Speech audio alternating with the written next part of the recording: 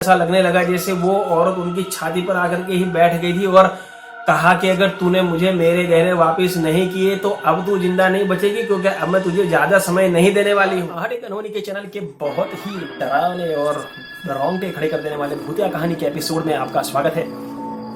दोस्तों, कोरोना काल में क्या हुआ था ये हम सबको पता है। शायद ही कोई ऐसा घर होगा पूरे भारत में जहाँ पे कोरोना की वजह से ट्रेजेडी ना हुई हो। सभी के घर में कुछ न कुछ ऐसे कांड हुए थे कि किसी न किसी रिलेटिव के साथ, और क्या हुआ था उसके बारे में खैर डिस्कस नहीं करना है, बहुत ही गंदा समय था। लेकिन ये उसी समय की बात है, ये आज की कहानी भी उसी समय की एक ट्रेजेडी की ही बात है, जो कैसे एक खौफनाक भूतिया कांड बन गया, उसी के ऊपर आज की ये कहानी है।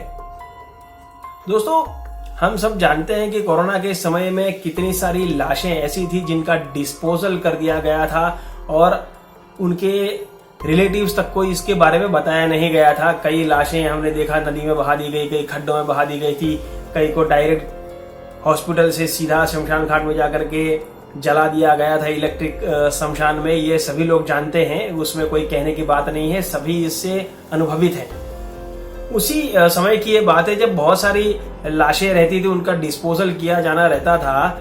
ऐसे में ही एक सफाई कर्मचारी थी जिनकी ये कहानी है। इनका नाम है, मैं नाम बदल देता हूँ, नाम है इनका शिल्पा। ये शिल्पा को ऐसी ड्यूटी मिली थी कि इनको लाशों को पैक करना रहता था। जिप बैग में ये लोग पैक करते थे, और कईयों का तो ऐसा हमने किस्सा सुना भी है कि लाशों का चीर फाड़ करके भी पैक कर दिया जाता था। ऐसे बहुत से कांड हुए, लेकिन उनके बारे में कोई चर्चा नहीं करनी है।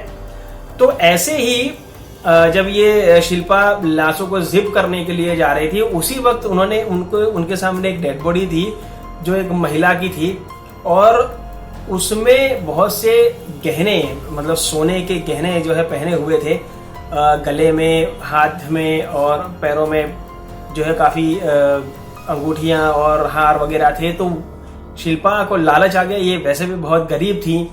इन्होंने क्या किया कि वो सारे सोने के जो भी गहने थे, सोने चांदी के, वो सारे गहने निकाल करके अपने रुमाल में बांध लिए और उस डेड बॉडी को उस जिप बैग में पैक करके उसको रवाना कर दिया। अब अपना पूरा काम खत्म करने के बाद में जब शाम को ये घर पहुंची, क्योंकि इन लोगों को एक स्पेशल कॉरिडोर मिल रहा था घर ले जाने के लिए, क्योंकि वैसे तो हर जगह लॉकडाउन ही रहता था। तो जब ये अपने घर पहुंची है, उसके बाद में उसी रात, जिस शाम को इन्होंने ये कांड किया था, उसी रात जब ये सो रही थी तभी इन्हें ये सपना आया, और सपने में इन्होंने देखा कि वही महिला इनके सामने आकर के खड़ी हुई है, और उसने शिल्पा से कहा कि तुमने ये जो किया ना, ये बहुत गलत किया है, तुमको इसकी मैं बहुत बड़ी सजा दूंगी। अगर तुमने मेरे गहने वापस नहीं किए तो ये तुम्हारे नहीं है, ये मेरे गहने हैं, और ये तुमने चुराए हैं, जो तुमने अच्छा नहीं किया, और मुझे मेरे गहने वापस चाहिए, मेरे गहने वापस दो। और शिल्पा अचानक ही घबरा करके उठ गई, पसीना पसीना हो गई, लेकिन देखा तो कुछ आसपास तो था नहीं, तो उनको लगा अच्छा कि हाँ ये तो एक सपना है। उसी के बाद में कुछ देर के बाद में उन्हें प्यास लगी, पानी पीने के लिए रसोई में गई। तो रसोई में जैसे ही वो मटके से पानी निकालने के लिए गई, तो उन्हें ऐसा लगा जैसे उनके पाँव में नीचे कुछ आया हो। तो अचानक ध्यान से देखा तो उन्होंने देखा कि वही जिप बैग से उन्होंने जो डेड बॉडी पैक की थी, वही एक डेड बॉडी वहां पे पड़ी हुई है। वो बेचारी जोर से चिल्लाई और गिर गए। उनके हस्बैंड और बच्चा दौड़ के आए और लाइट चालू की, देखा तो वहां पर कुछ नहीं था। तब शिल्पा ने सारी बात अपने हस्बैंड को बताई और ये भी कहा कि मैं इस तरीके से गहने लेकर के आई हूं और मैंने अलमारी में रखे हैं। उनका हस्बैंड भी बहुत खुश हो गया कि चलो ये तो बहुत अच्छी बात है, हमें गहने मिल गए, क्योंकि वो लोग जैसे मैंने बताया काफी गरीब थे। लेकिन ये जो घटनाएं हो रही थी शिल्पा के साथ में, उसकी वजह से अब उनका जीना हराम हो गया, क्योंकि सुबह के टाइम पे अब तब भी उनको ये एपेरेटस सीधा सीधा दिखाई देने लगा, वो महिला सीधा इनके दिखाई देने लगी। दिन के समय में भी जहां मुड़ती वहीं दिखाई देती, और उनको यही कहती कि मुझे मेरे गहने वापस दे दे, नहीं तो मैं तुझे मार डालूंगी, तुझे पता नहीं है तूने क्या किया है। और ये बेचारी डर गई, डर के मारी ये अपनी सहेली के पास जाती है। सहेली को भी बताया, वो सहेली भी सफाई कर्मचारी ही थी, जो उनके साथ में ही सेम उनकी ड्यूटी लगी हुई थी। तो उससे भी शिल्पा ने जो सही बात थी वही बताई और कहा कि यार ऐसा ऐसा मैंने किया है। तो उनकी सहेली ने कहा कि ऐसा तो बहुत से लोगों ने किया है, कि तूने पहला नहीं किया। तो वो तो कोई बड़ी बात नहीं है, लेकिन ये जो तेरे साथ में हो रहा है ये चीज जो है नहीं होनी चाहिए थी। या तो हो सकता है कि तूने ये लाशें देख करके जो तू डर गई है, क्योंकि काफी दिनों से हम काम कर रहे हैं, उसी की वजह से तो तुझे ये सपने नहीं आ रहे।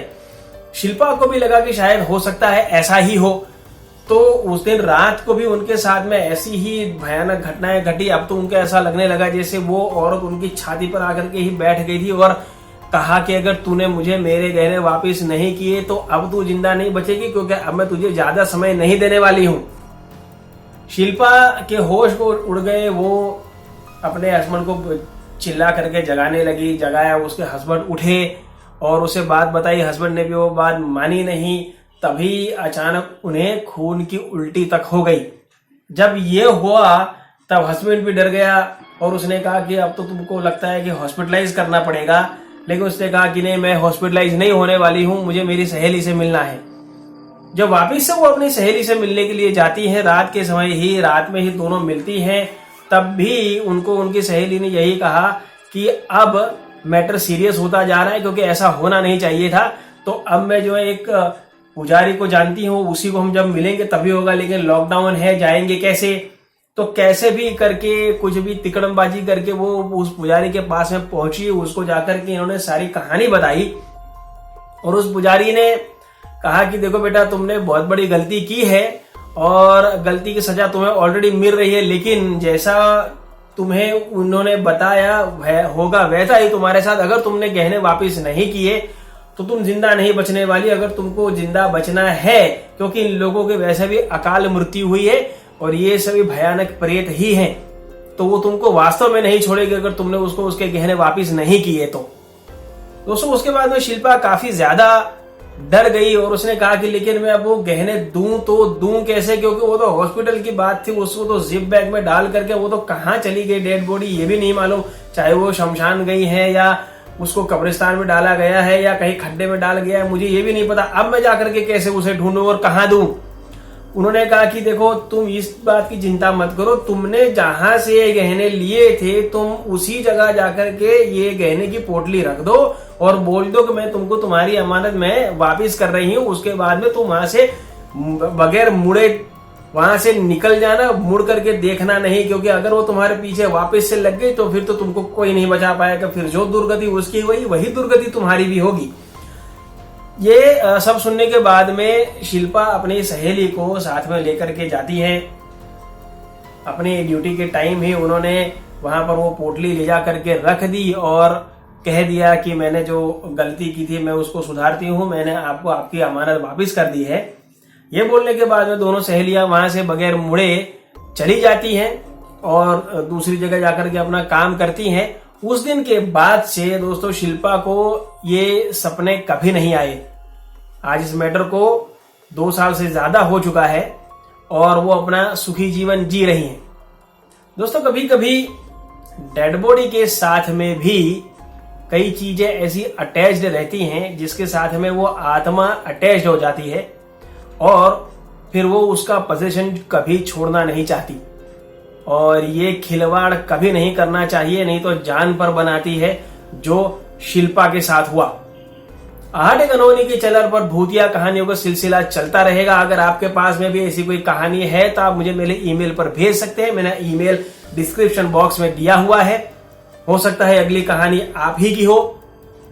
तो मिलते हैं अगले वीडियो में, तब तक के लिए अपना ख्याल रखें। धन्यवाद। जय हिंद।